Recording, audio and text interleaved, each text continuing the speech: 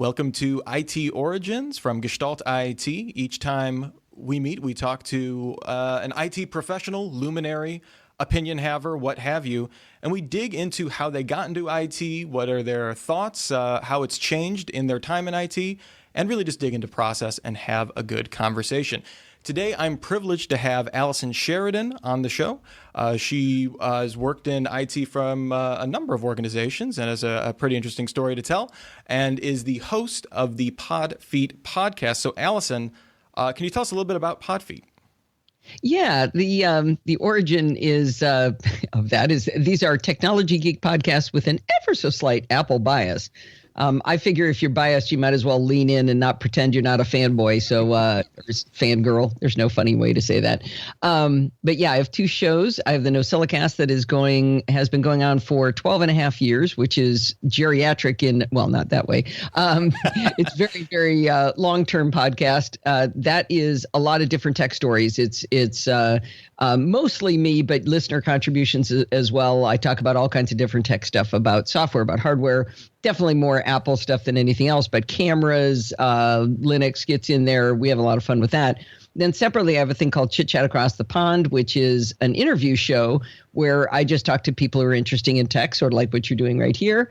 And then we have another series called Programming by Stealth, where Bart Busschots is teaching us to program in JavaScript, HTML, and CSS. Oh, wow. And so there's really three shows that have been spawning since I retired. So it's kind of hard. They keep just turning into more. I'm not quite sure how that happened. It was fun to start with, and it's like successful spin-off story, I guess. It's the classic podcast disease, right?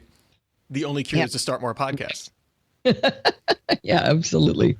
So can I ask just real quick how, I'm reading your About page because I'm super cool like that. So starting podcasting in 2005, what was did you set out to start a podcast? Was it, I want to do something in audio? How did that get started? I'm just curious.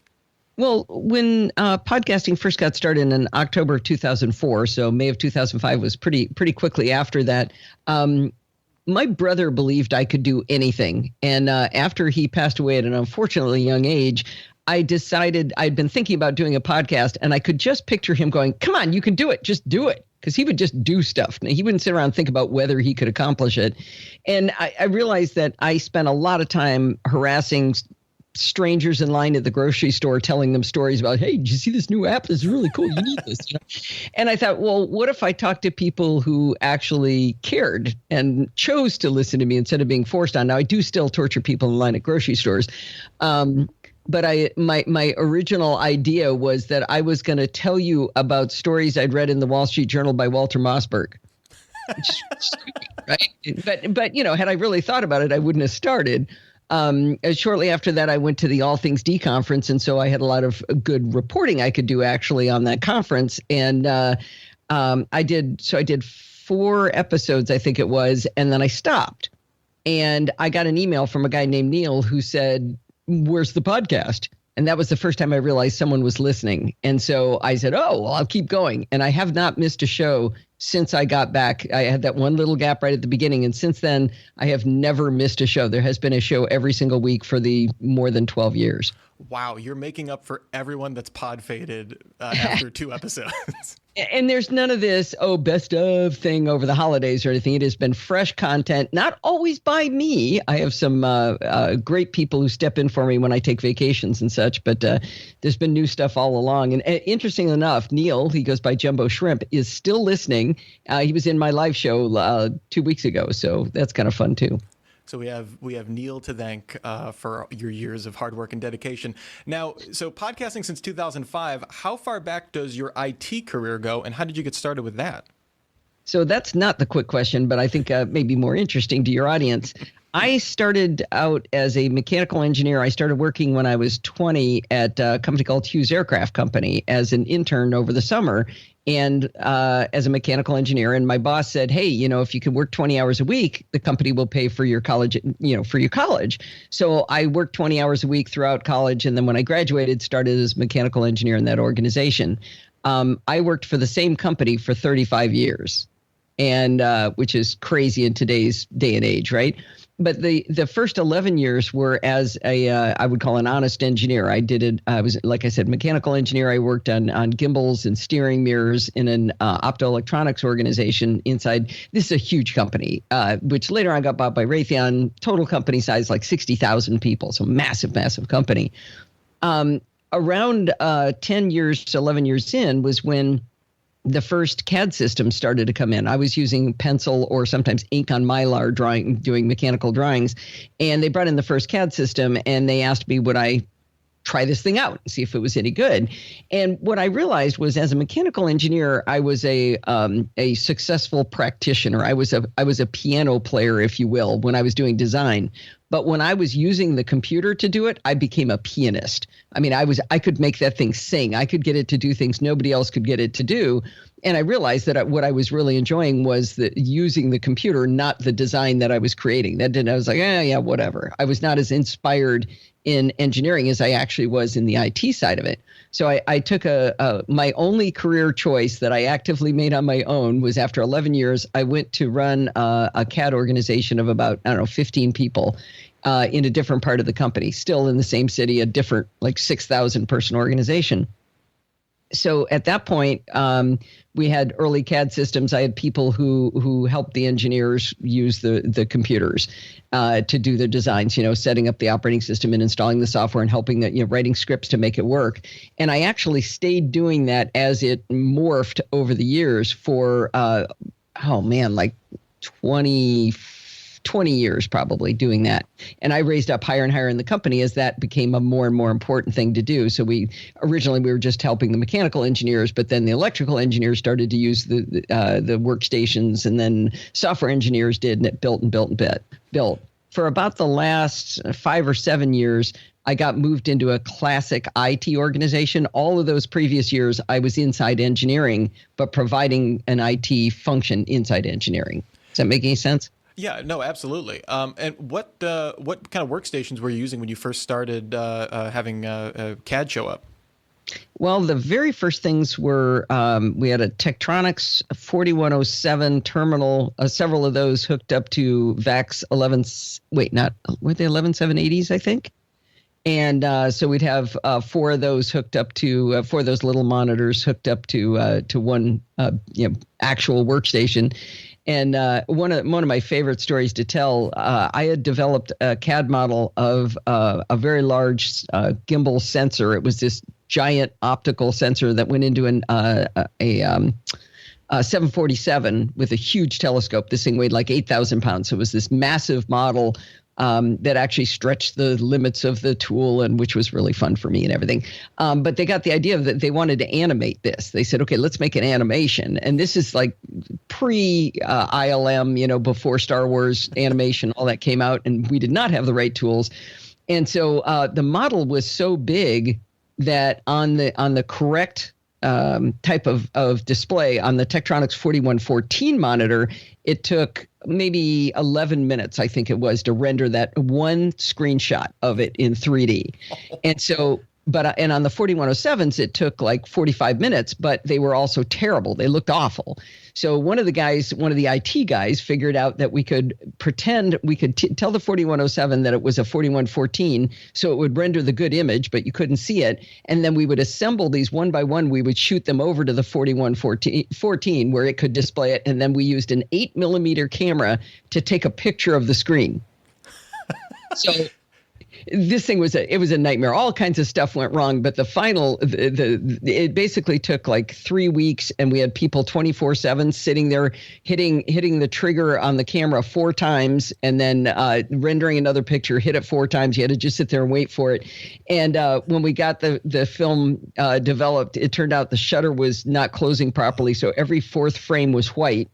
So somebody actually sat there like with a knife blade cutting out every 4th image. And when they reassembled it, it was all out of order. So the only thing that let you down in the end was the analog medium that you were recording.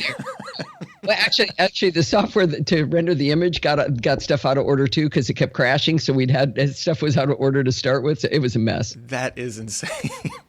That was one of the earliest things. When you first got the first CAD system, I guess, was that like a light bulb moment? Like, well, clearly this is how everything's going to go. This is going to be amazing. Everything I've done up to this point is obsolete, or was there ever like a light bulb moment for you in terms of like when the technology kind of came into its own? I'm not. My biggest weakness is my ability to prognosticate, and people always make their future predictions of what's going to happen, and I don't see the future at all. I am completely comically bad at it. I remember using the CAD system, somebody said, well, we should talk to the developers. We need an undo function. And I said, there will never be an undo function in a CAD program. Wrong about that. When the earliest Macs came out with their little, I don't know, how big was that screen? 640 by 480, something like maybe 320. I mean, I think it's smaller than the Apple Watch screen now. And I remember saying no one needed a bigger screen than that, and we didn't have a need for color. Okay, I now I take you at your word that predictions are perhaps not your strong suit. Although, when you can design a gimbal in CAD, I guess, that's kind of predictions are necessarily a minor skill. Yeah, not terribly to the, but it's so funny to me because people always ask me, oh, what do you think's going to happen? I have no idea. If I tell you, don't listen to me. And just you kind of referenced moving from working in IT within your own little work group or within your work group, I shouldn't say little, to then moving into a proper IT organization. What was that shift like, and when did that occur? Horrible. Absolutely horrible. And this is where I don't want to talk as much about technology today as I want to talk about a philosophy of the difference in the way this worked. When my organization was inside engineering, the people working for me ended up being about 170 people. And our mantra, our reason for getting out of bed in the morning, the reason we went to work every day was to make engineering successful. That was the only reason we were there. We had that as our life philosophy, and we all shared that philosophy. That was the reason we did it, was to serve engineering. There was no point in us being there unless engineering was successful. So if engineering wanted something and it was legal and financially legal, then my people were supposed to do it. And then, those first two things were very important. You can't there's a lot of rules about the way you can spend money in a military funded organization. So you had to do all the funding correctly. And if you could do that and you could meet their needs, you should do it. And, within the budget we'd been given. When we went into IT, what I discovered in that organization was that they believed that they had a purpose in existing outside of the customer. And they wanted an equal seat at the table. They would say that. And I said, yeah, but you don't have an equal seat. You are there to serve, right? I mean, there's no point in your existence if this other organization isn't successful. And there are IT organizations where IT is the product that you're selling. And to some extent, there was a little bit of that in our company.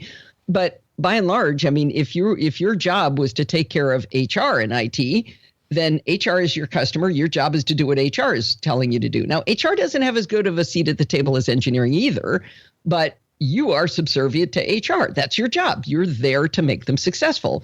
And these people would just go off and tell their customer what to do to try to transform, to conform to what they thought the right thing to do was, instead of listening to the customer, giving them what they needed in order to be successful. And I just so violently disagreed with that throughout the rest of my career that I was a real pain in their backside. They couldn't fire me for some reason, but that was they ended up taking me out of my job and giving me something else to do, which I could get into, which worked out okay. But they disagreed with me. They felt that they were equal seat at the table and they should be listened to, and they were, blah, blah, blah. And I don't know. Yeah, it becomes a question of, what is the business? What is serving the business? And ultimately IT is a function of it, not a definition of it, right? Right. We weren't selling IT services. We were selling military sensors, which were designed by engineers. Yeah, I mean, and you could, that kind of gets into where, and not to get on too much of a tangent, but I feel like that's why, one of the many reasons why cloud computing has taken off, in that it kind of, it makes that very frank, where it's, hey, this is a service, this IT service that you can buy. Now, obviously, it's not quite as easy as that, but it abstracts that away so that, here, use this computer in the cloud for business, and it gives you back what you need. You don't have to worry about, maintaining a massive infrastructure or anything like that, which only is there to serve a business anyway. Yeah, and I'm glad you brought up that example, because that's a perfect tie-in to something else. We had Six Sigma training at work, and I derailed the Six Sigma class for about 45 minutes. It was like a 4-hour class, and I derailed it because I was trying to understand the definition of waste. And in Japanese culture, it's called muda, and I'd learned about it in a book by Charles Deming on lean Six Sigma stuff. And the thing that I couldn't grasp that the guy finally said out loud to me was, he said, "You are waste." And I was like, what? And he said, no, you are waste. Everything you do is waste. And the definition of waste is anything that doesn't add to the quality of the end product. Well, in engineering computing, I didn't add to the quality of the product, right? I could make you faster. I could make you cheaper. But I couldn't make your design any smarter. There was nothing I could do that would actually add to the quality of the product. And once I embraced that, man, I was just like, so our job is to not exist. And the cloud computing thing is a perfect example. When I left, the whole concept of cloud computing and being able to, flip on a server at DigitalOcean, flick a switch, you've got a server running, that existed. And yet it was a 4-month process to acquire a server inside our organization, because they were so tied down to their processes that they couldn't see past it to a way to do it where you weren't involved in the process at all. Why does a computer have to be acquired at all? There's plenty of them out there, right? And so without understanding and believing that your function is waste, you can't get rid of it until you understand that. You can't make it go away. And if you're good at making stuff go away, you don't get fired. You're the one they keep around because you make stuff go away. I do wonder, do you think some of that lack of agility, to use a common buzzword in IT now, do you think that was a result of corporate culture, or do you think that was mostly fed by being tied into as a government contractor, regulation, that kind of stuff, or maybe a combination of the two? I'm just curious. Yes.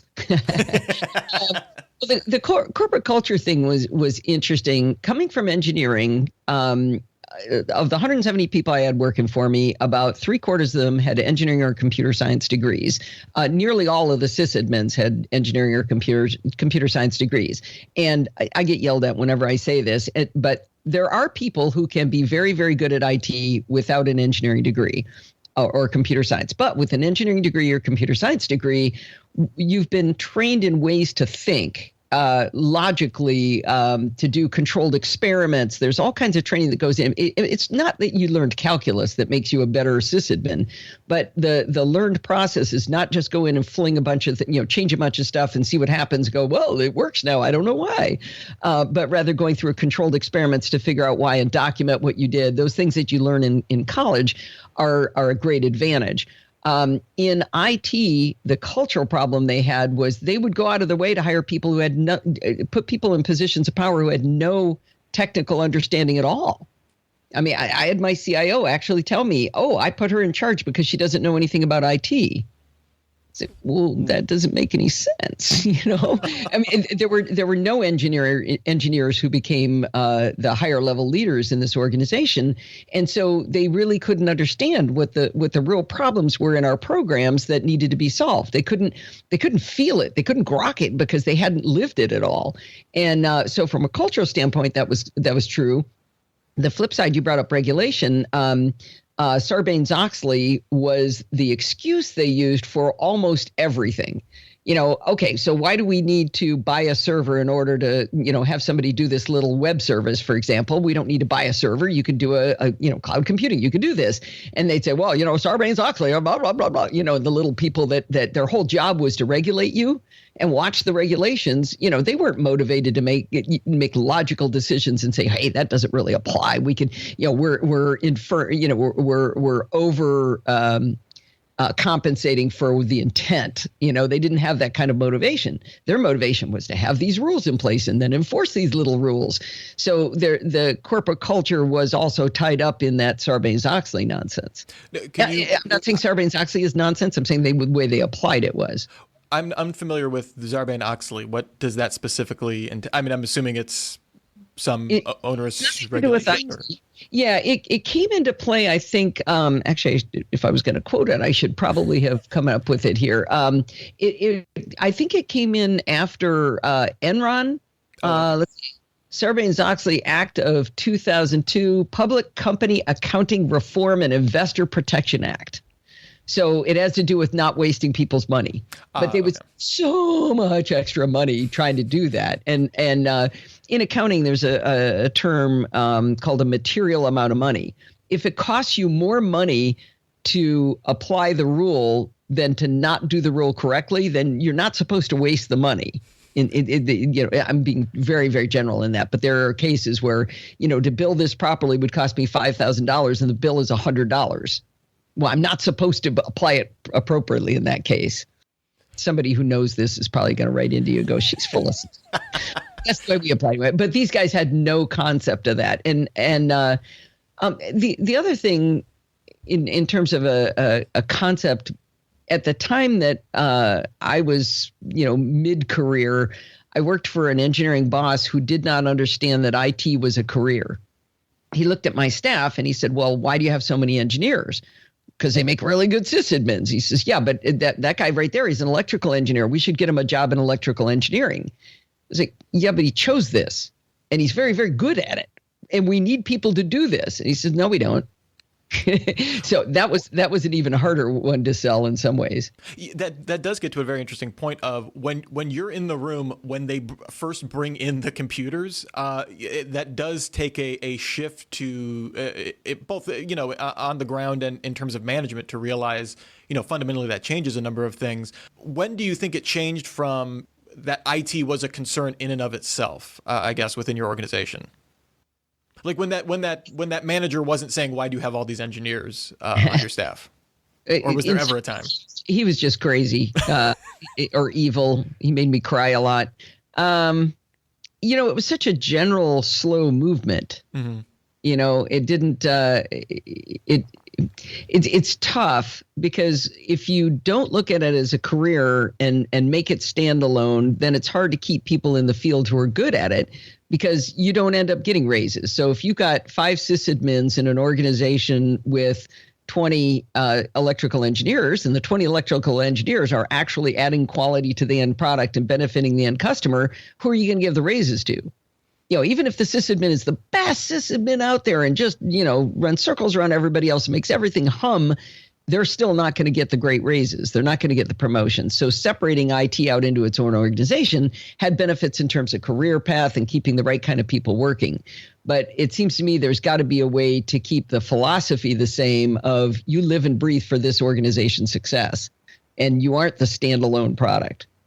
Yeah, so I know it's my favorite story, not the question you asked, but I don't know the answer to that question. Well, it is very interesting. Like you said, making it a formal department exactly has implications for career aspirations, but then it also introduces a certain defensiveness, right? Yeah, absolutely. Would you say that was the biggest change in IT since you started your career? That kind of departmentalization, or how would you frame that? Yeah, I mean, that was, I can tell the whole dirty story here, but it was these people were not real bright about how they did things. They didn't want me doing this job anymore because I was a pain in their backside, as I mentioned, because I disagreed philosophically with everything they said. But the way they got rid of me is I was at a conference, and while I was at the conference, they took me out of my job. And I know this is going to sound vain, but it's the absolute truth. I was a beloved leader. I mean, I'd been leading this organization forever, and maybe it's a Stockholm syndrome, but they loved me. And they took me out of the job while I was gone. Had they made me sit in the front row nodding and going 2 thumbs up, this is the greatest decision ever, what you're doing for the organization, they might have had a chance of succeeding. But because they did it that way, it was like a coup.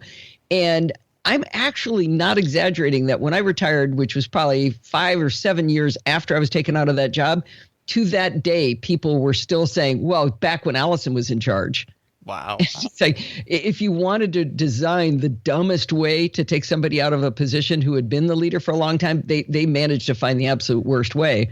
What was interesting, though, so they took me out of that job being the leader of all these people, and they split it up and they did all kinds of other stupid things. But to me, at first they gave me nothing to do.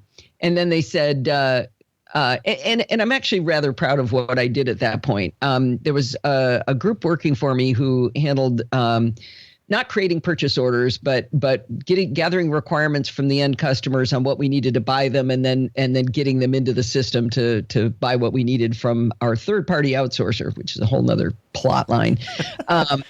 But anyway, these people were really, really busy, and they did software maintenance agreements. And the maintenance agreements are on pieces of software that say $60,000 applications that we would run.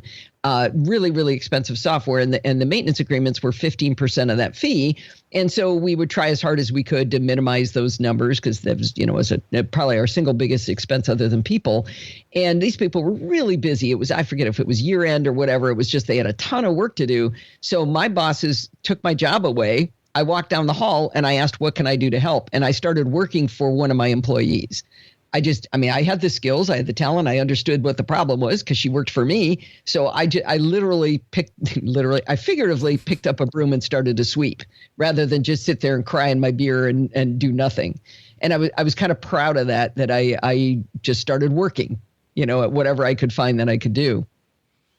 But after that, they said, go do that social media thing you're always talking about.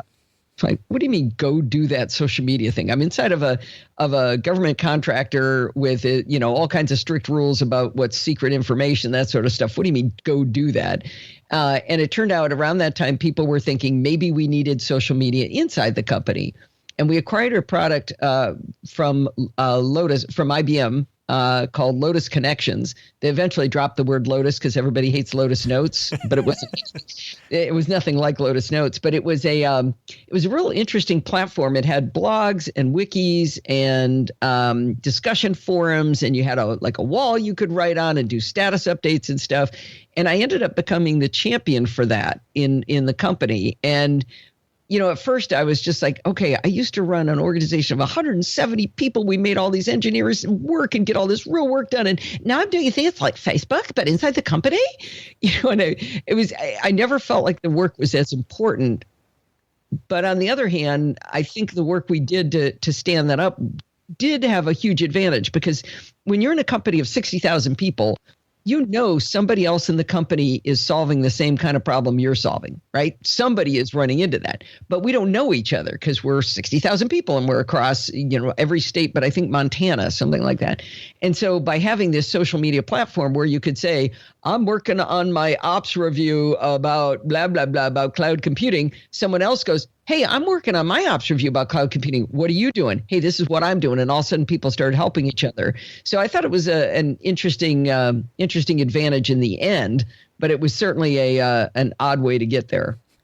And how long were you working on the formerly Lotus Connection project? Probably 3 or 4 years. But it was, I don't know if you've ever heard the term ops review before, operations review. No. I hope no other companies do this, but here's the deal. You want to know what's getting done. So every person at the lowest level writes up a couple of bullet points and sends it to their immediate boss, to their section manager, telling them this is what I did this month. Then the section manager takes all of those bullet points from all of their employees, maybe 20 employees, and they put it together into a section level set of bullet points saying what got done. And they take out the stupid stuff and put the best stuff in, right? Now, all of the section managers turn in their section level operations review to the department manager. Department manager does the same thing, boils it all down. She takes all the different pieces, puts them all together and says, okay, best stuff. This is what my department got done. Now, the department managers all work for division managers, and the division managers all work for vice presidents, and the vice presidents work for presidents, and the presidents work for the CEO. 60,000 people work on this every single month. And most of the time they spend it in PowerPoint, right? And it was the worst thing. Philosophically, it wasn't the dumbest thing to do, but the execution was just so much mood I could hardly stand it. I tried to figure out a way we could do it in a wiki to automate it, but that never panned out. But there was a reason I brought up the ops review thing. Oh, In the last year that I was working there, it was November of the last year I worked there, and I needed a template for what the ops review is supposed to look like, and I pulled up. I happened to grab the one from November of a year before, and I pulled it up, and I realized I didn't need to change anything I'd written 12 months before. Wow. It still said working on, talking about, thinking of doing. I mean, it had no accomplishments in it. And the same things that I was battling then, I was battling at that time, 12 months later. And I published it as is and then told everybody I could find. And it was what it was a symbol of how much time we spent just, a corporate bureaucracy beyond belief. I mean, the thing we were trying to do was upgrade connections to the next version, and the entire total cost was $60,000. And 15 people spent 12 months talking about doing it. That's more than $60,000, isn't it? Wow. And that was very, very discouraging. And that was kind of what IT was like. The amount of waste. And I looked at it as, Rich, are you in the United States? I am. That was your taxpayer dollars I wasted there, wasn't it? Well, you wrote that check. You personally paid for that. And I would always say that to people, saying, come on, you guys pay taxes. Do you really want to keep having this conversation? Let's just freaking do something. It was very frustrating. And it was nothing like it was when I was in engineering, where I could do the right thing. And as long as I didn't go over budget and I didn't do anything illegal, I was free to do the right thing for engineering. So it was incredibly frustrating. So based on that, do you feel like, and I think I might know the answer here, outside of businesses who running IT is their business, do you see any reason that at some point IT doesn't move from being a department to strictly being a service, other than maybe for security purposes and specific applications? I'm not sure what you mean by the distinction between being a department and being a service. Like being a service that you can't, instead of being something that you need to localize within your business, that whether it's software as a service, infrastructure as a service, something that you just go out and like a cloud computing situation where you go, here is money, provide me end product with this SLA. And I want it to be completely opaque from me as long as it works and you guarantee, certain protections and privacy. That kind of thing. So that works for a lot of stuff, for, a cloud droplet, for a web server. But the work that we did in engineering computing was significantly more complex. It wasn't just, here's a desktop, shove it on your desk, type away, or maybe it's a dumb terminal that talks back to another thing. I think for office automation kind of stuff, and for web servers you can. But we were, for example, we had sensors that would collect absolutely, back then it was probably only terabytes of data, but terabytes of data a minute, and need to be processed, or you needed to be building a simulator of data and a simulator for a sensor. And that's not a cookie cutter. It's being invented every day. Every minute that the sysadmin is working in there with the designers, they're actually inventing this stuff. It's not a software as a service. Mm-hmm. So I think a great deal of it can be, and as much as you possibly can should be, right? Because it's waste if you can and you don't. So, the shenanigans we did with some silly, internal social media thing, that was just nonsense. There was no reason to do it. But for the real engineering stuff, if you're inventing it, then it really can't be. So what was the last year that you worked in IT with Raytheon? That must be 2013. Yeah, June of 2013. My husband and I retired on the same day. We we happen to be the exact same age. And so I'm 4 hours older than Steve. And so the company started about 6 months after I did. So we walked out, retired actually at age 55. So I can't really complain about my company and my job. But you can't. It's like any job, right? Yeah. Sure. And there was certainly a lot of good stuff and some spectacular people I worked with, but they weren't mostly in the last few years. It's interesting because I've kind of started following IT a little bit. Just around when you retired. So for me, IT has always been this continual debate of talking about DevOps and how you implement that, containerization. And was any of that, was DevOps even a word that you was a concept? I guess I'm not sure. I heard the DevOps right before I retired, and somebody told me what it meant, but I don't know what it is. Sure, it's. That's the tricky thing about DevOps is no one has a good definition of it. But basically, it's bringing. That's one of those great words that doesn't have a definition. It's basically.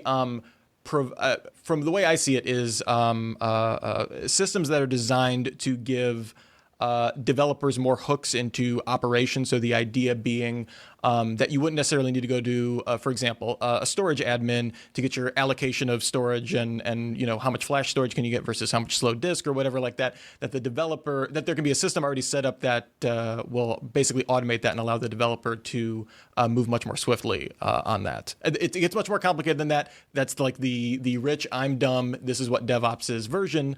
But yeah, it's kind of a cultural shift to eliminating some of the silos between developers and operations. Okay. if that helps at all. Didn't have too much to do with that. Like I said, I had heard of it as I left, and I know the people that used to work for me were working on that kind of stuff, but it's not really where I was working. I'm starting a little bit because I'm trying to look up the exact quote because it's funnier if I say it exactly correctly. You saying DevOps doesn't have a real definition. One of the things that drove me nuts about IT more than other organizations wasn't use of acronyms that nobody knew. And, people say, oh, terminology gobbledygook. In engineering, there is terminology, but the terminology has actual meaning and the words are substantial, they're real. I really felt like in IT, it was so common to hear people just use words. I mean, just the word infrastructure. What is that? It's not a real word. That isn't a real thing. That's this amorphous sort of concept, And whenever I heard them say that, I would always quote from the Star Trek Next Generation episode, Dharma Kanjalada Tanagra. Oh, yes. So for anybody who hasn't seen this episode, or to remind you of which one it was, it's where Picard gets beamed down to the planet to fight this other captain. And it's not really clear why he's fighting him. He just ends up down there. And the two of them are locked in mortal battle. But all of a sudden, this monster comes out and begins to attack them both. So they end up having to work together. But the other captain speaks. Data, of course, figures it out later what he's actually doing. I think is the guy. Maybe Data didn't figure out. Maybe Picard did. Anyway, he speaks in parables. So the words are English words, but they don't mean anything in the order in which he says them. So Dathan is the other captain, and he says Shaka when the walls fell. His arms open wide. Those are all English words, but they just don't mean anything, right? So whenever people in IT would use blah, blah words, I would just go, Shaka, when the walls fell, his arms open wide. Next time someone mentions software-defined networking, I'm going to just yell out Shaka when the walls fell. I think that'll be perfect. It doesn't mean, Dharmaka Tanagra. Yeah, absolutely. There'll be someone else in the room who will reply with the right answer, and then everybody go, wow, we got to learn about that Dharmaka Tanagra thing. That seems really important there. Yeah, I'm pretty sure that can be the subject to a book on IT organizations. That's pretty good. Yeah. So to kind of shift a little bit, as we mentioned at the top, you've been an avid and irrepressible podcaster since the early days of podcasting. So I'm kind of interested. We have a lot of listeners and readers that are definitely into podcasting themselves, kind of interested in it. So in terms of your podcasting work, I'm just wondering if you could, like what are some of your go-to apps that you use for podcasting, for organization, for, how you set up your studio, your workspace. I'm just kind of curious. I'd love to pick your brain on that. Oh, we got another hour, right? Nope. we can make it work. I really think my podcast is an excuse to buy gear and software to do my podcast because it is a lot of fun. From an audio perspective, I'm highly reliant on products by a company called Rogue Amoeba. I use Audio Hijack for my audio recording. And with any luck, people will tell you that my audio sounded pretty good. I get a lot of kudos for having good audio. I use Audio Hijack and a USB interface to a high-end microphone. So I don't use a mixer at all.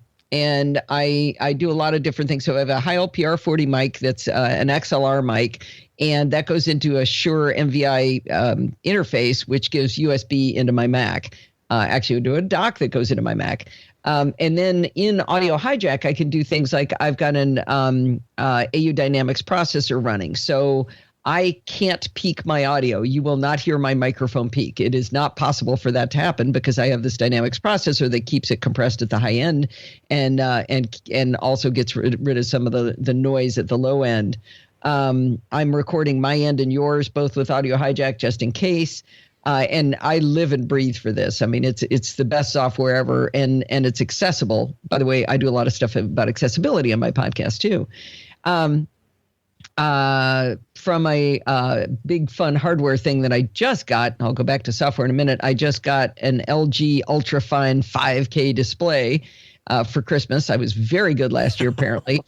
And I decided that what would be really cool is if I didn't get rid of my 27-inch Apple Cinema display. Display's like 4 years old, but it's still going strong, so I might as well keep that. So I'm now sitting in a command center. I got two 27-inch displays and my 15-inch MacBook Pro on the side. So it's and a boom mic coming over with my mic, and I've got my Logitech C920 camera for my live show, and I've got it all going on here. It's really fun. You just need a hoodie now, and you can be like a hacker in a movie. It'll be great. You betcha. I use Mars Edit for my blog post. So my podcast is a little unusual since I do it solo. I'm pretty good at answering questions and going back and forth with somebody like what you and I are doing. But if I want to tell a story of, like this week, I'm writing about how I switched out my Belkin Thunderbolt 2 dock for a Belkin Thunderbolt 3 dock, which you would think would be unplugging and plugging new things in, but turned into a big, interesting adventure from a tech perspective. There's so much detail in that story that I write it out. And so I blog everything you hear on the podcast. There is a blog post if I'm the one talking. Sometimes I have listener contributions where they don't write anything, but in general, they do. And early on in my podcasting, I had somebody say, well, Allison, why do you give it to them in a blog post? Maybe they'll read instead of listen. And I said, wow, it'd be horrible if they got the content the way they wanted it, wouldn't it? I should stop. You're right. I see your point. So I do blog it all. So there's an extensive blog over at podfeet.com that is every single thing we're talking about here. So I blog with Mars Edit, which is a spectacular application. I use Feeder from Reinvented Software, which is how I create the podcast feed. I know there's a lot of other tools out there, but I've been using Feeder forever. And Steve Harris, while really annoying, is a great developer and very supportive of his tools. And it really makes it easy to upload your files and send out the feed. And it's very reliable. And I value reliability over everything. From an audio perspective, also, I use a tool called Alphonic Leveler. I just recently switched from using the desktop version to using a web-based interface. And the benefit of Alphonic Leveler is that it levels your audio. Since I do an interview show and I do have different people doing recordings for the show, the audio levels can be off, and you're turning up the dial in your car, and all of a sudden the person starts talking really loud, and you got to turn it down, and then you can't hear them, and you turn it up. It's really annoying. You will never find that with my audio because Alphonic Leveler brings it to the same level, and it also meets the loudness standards. And I don't know if you've heard about this, but there's a movement to try to have a standard for audio levels. And so once it's gone through Alphonic, it does meet the audio loudness standards. So and the web-based interface does some other cool things. Like it actually creates the MP3 for me and then FTPs it up to Libsyn for the podcast to pick it up. Is that a paid service? Oh yeah, okay. That's it costs me they charge based on how much content, how many hours of audio. So I think 2 hours of audio is free, but when you go 2 hours. The next level up is $11 a month. I think that's 9 hours of audio a month. So I'm only doing one of my shows through that service. Chit Chat, I actually use the desktop application. I switched because the desktop app will not preserve chapters, and I got a request to start putting chapters in my podcast. So there's no chapters in Chit Chat or Programming by Stealth, but the NosillaCast has chapters now. Do you think chapters are making a comeback? I've seen a number of podcasts try to reintroduce those recently, and after years of not seeing them on anything. Yeah, I think so too. I just started getting requests for it, and I said, "Oh, nobody else wants it, right? This one guy wants it," and everybody's like, "Oh man, why haven't you done it before? I really want chapters." And for me, I'd never wanted to do chapters because I felt like, well, why should I give you a way to skip my content?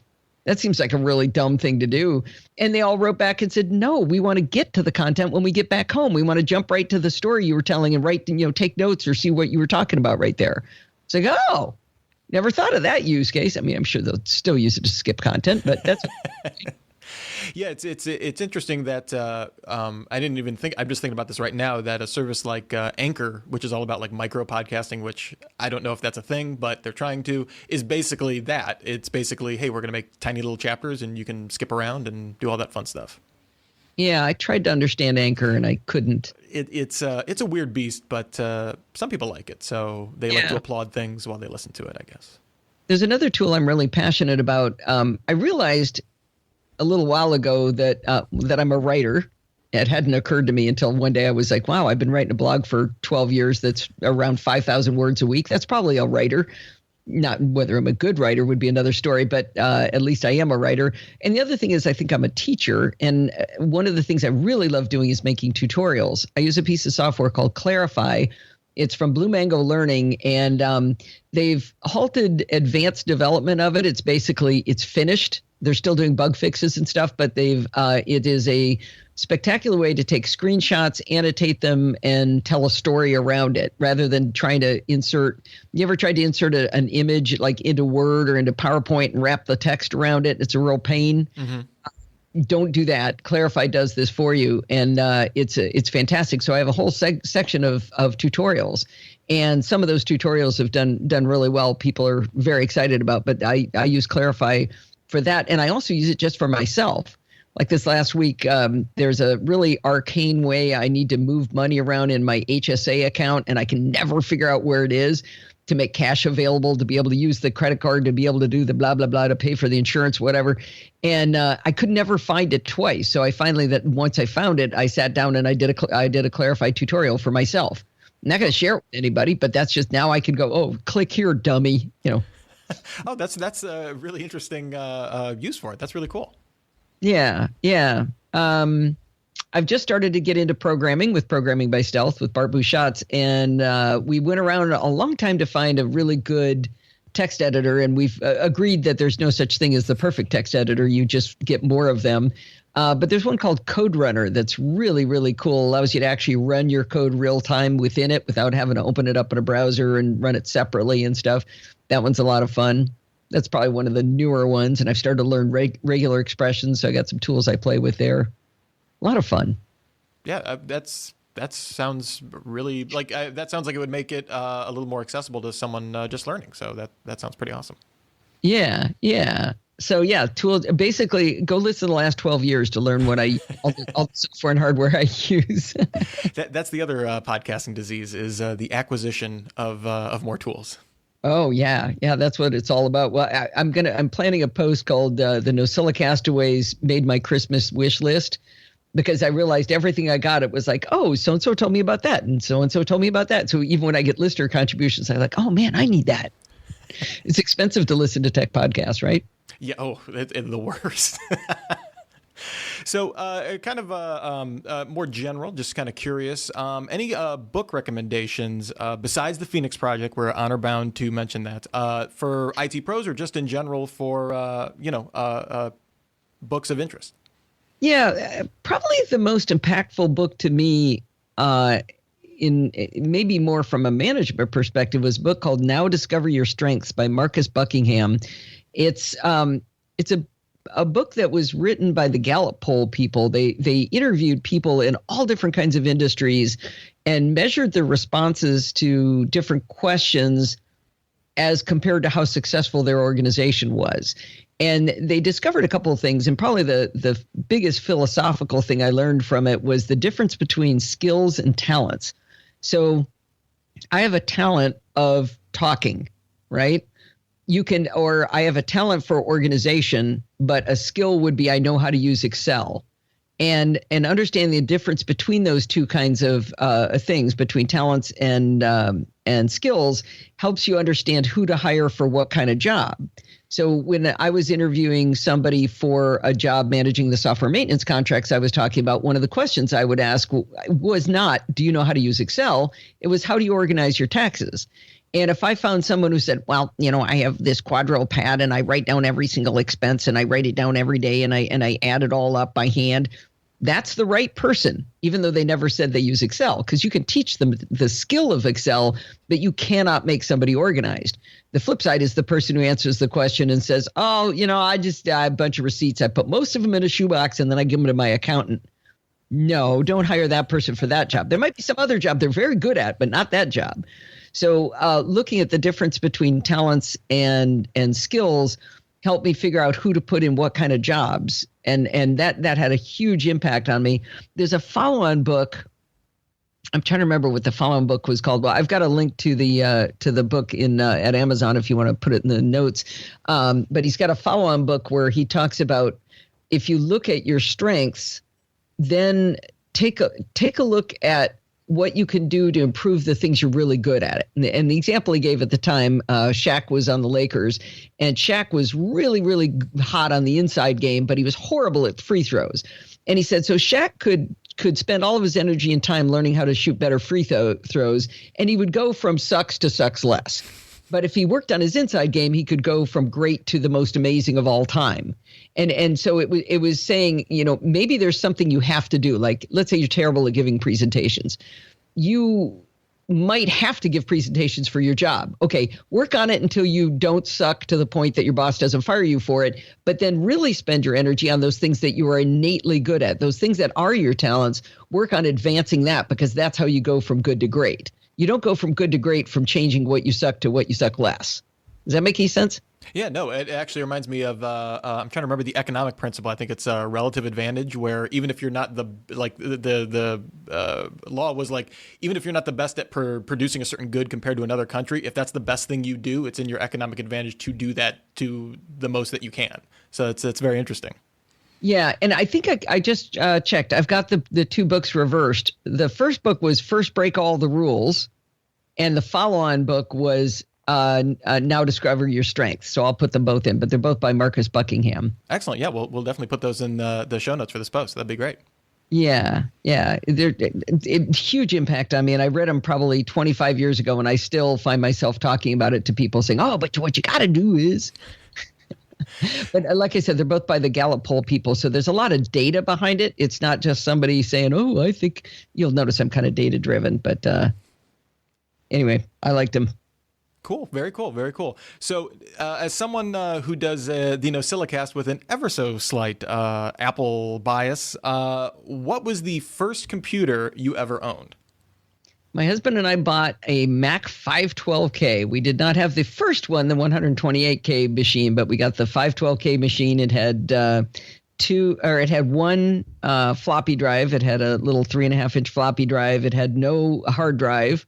And we bought that and really felt the world shift when we got that. You talk about, did you sense a shift? That's when there was a real shift to us going, whoa, this is really something. That was a big change.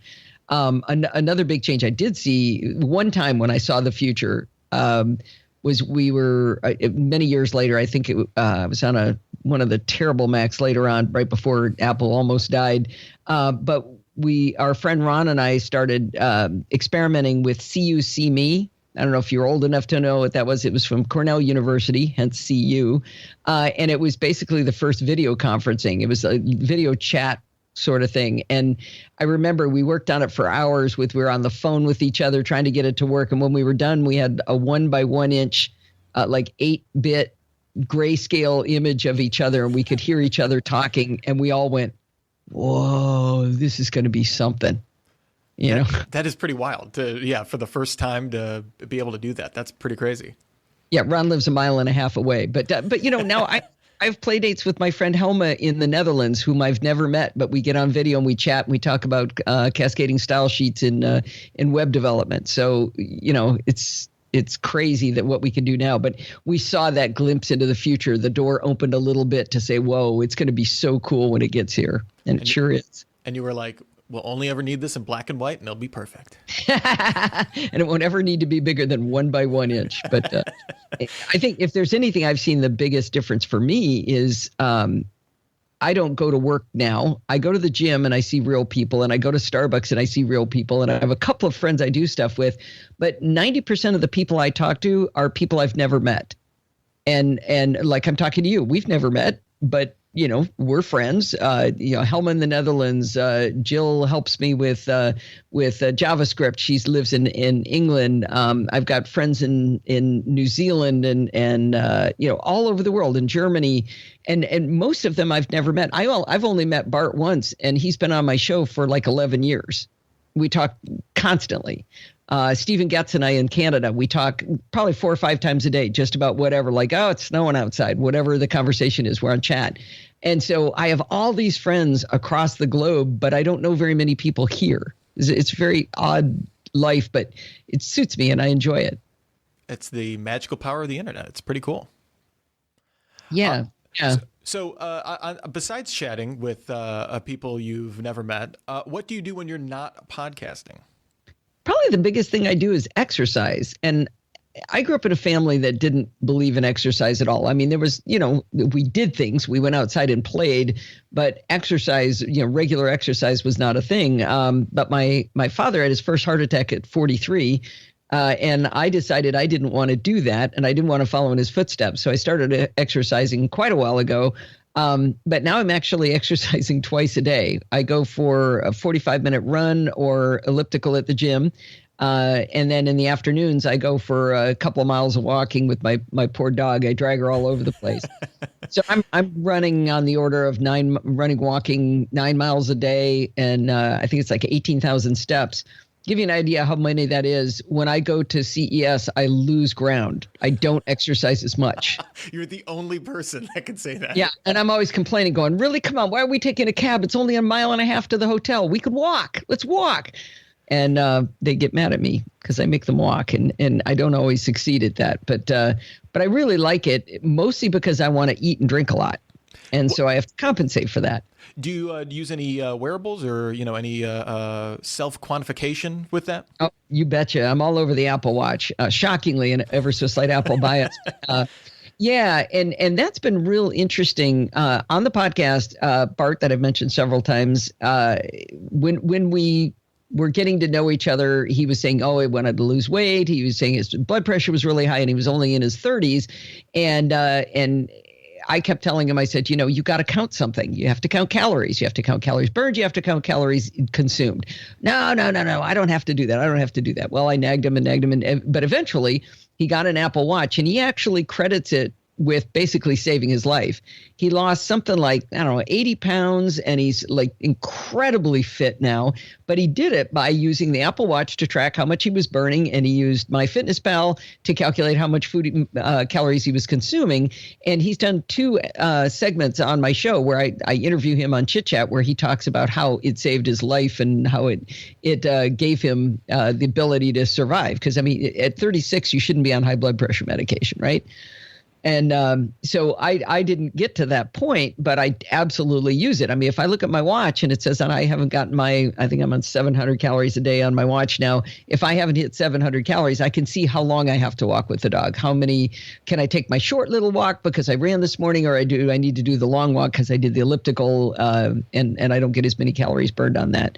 And I definitely use it for lots of other things. I'm all over notifications, answering the phone, answering text messages, checking what's the temperature. You guys, everybody listening will be mad at me. Today I looked at my watch and it said 61 degrees. I was looking at it as a woman at the gym said, it's freezing out.